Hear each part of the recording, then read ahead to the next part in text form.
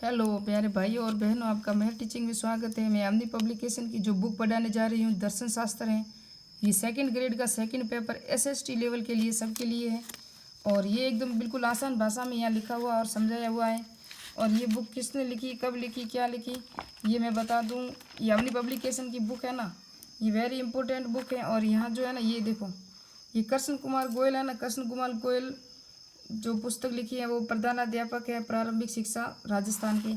तो ये important book है और सरल भाषा में लिखी हुई है, तो आपको आसानी से समझ में आ जाएगी। और इसके अंदर सारी हेडिंग भी दी हुई है, आप देख सकते हो। ये देखो आप किसने लिखी है, कब लिखी है। कृष्ण कुमार है ना, कृष्ण कुमार फगेड़िया प्रधानाध्यापक है। ये अथॉरिटी बुक है, समझो तो गवर्नमेंट सरकार की भी मान सकते हो क्योंकि प्रोफेसर है ना लिखने वाले।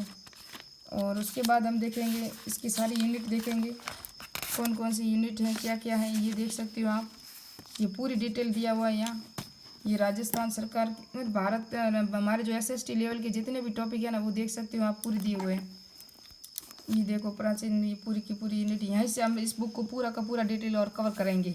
तो अब स्टार्ट करते हैं प्रथम यूनिट के साथ। प्राचीन भारतीय दर्शन की प्रकृति, वेद, उपनिषद, दर्शन, बुनियादी अवधारणाएं, ये सारा टॉपिक है हमारा और इसी के अनुसार हम चलेंगे। तो दर्शन शब्द की उत्पत्ति संस्कृत भाषा की दृष्ट धातु से हुई है। कौन सी भाषा थी? संस्कृत भाषा की दृष्ट धातु से हुई है। जिसका सामान्य अर्थ क्या होता है? जिसके द्वारा देखा जाए, जिसके द्वारा यथार्थ तत्व की अनुभूति हो, जिसके द्वारा परम तत्व का साक्षात्कार हो।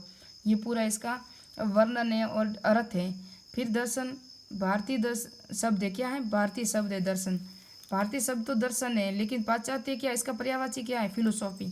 फिलोसॉफी है ना वो, ये पाश्चात्य शब्द फिलोसॉफी है, जिसका अंग्रेजी भाषा का फिलोसॉफी शब्द ग्रीक भाषा के दो शब्दों के मेल से बना है। एक तो फिलोस, दूसरा है सोफिया। फिलोस का अर्थ है प्रेम, सोफिया का अर्थ है ज्ञान।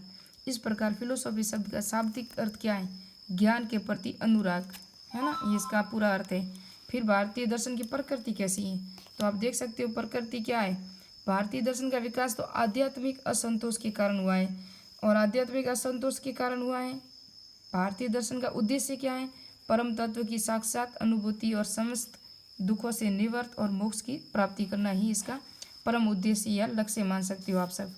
उसके बाद क्या लिखा हुआ है आप देख सकते हो कि पाश्चात्य दर्शन का विकास जिज्ञासा एवं आचार्य से हुआ है। पाश्चात्य दर्शन का उद्देश्य मानसिक कौतूहल को शांत करना है। क्या करना है? मानसिक कौतूहल को शांत करना है। ये पाश्चात्य दर्शन का है, क्या है, ये आप देख सकते हो पूरा डिटेल से कि पाश्चात्य जो है ना, ये मानसिक कौतूहल है ना, मानसिक कौतूहल को शांत करना है, ये आप देख सकते हो। तो ये पूरी डेफिनेट दी हुई है यहाँ।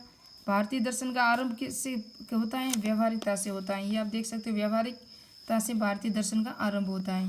भारतीय दर्शन में मोक्ष क्या है? दुखों से निवृत्ति है, कि जीवन के चरम लक्ष्य माना है। दुखों से निवृत्ति यानी दुखों से छुटकारा। भारतीय दर्शन को मोक्ष दर्शन भी कहा जाता है।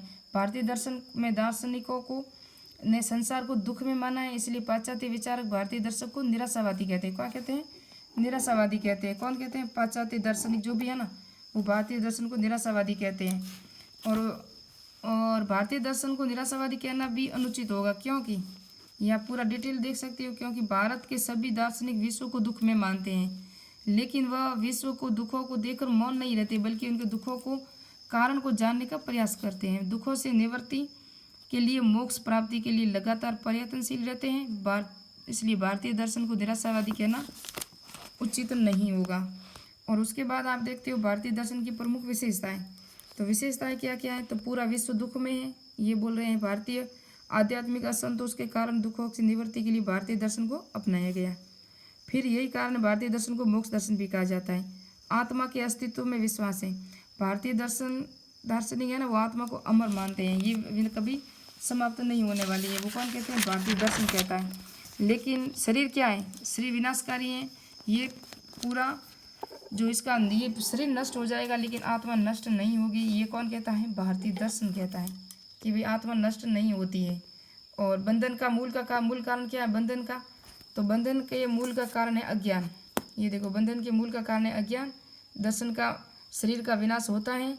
और कर्म के सिद्धांत में विश्वास। भारत के सभी दर्शन है ना, वो कर्म के सिद्धांत में विश्वास करते हैं, नियम को मान्यता देते हैं। लेकिन चावाक ऐसा दर्शन है, वो निराशावादी है और ये नास्तिक है। चावाक है ना, वो नास्तिक है और फिर कर्म सिद्धांत का शाब्दिक अर्थ है जैसा हम बोते हैं वैसा ही काटते हैं।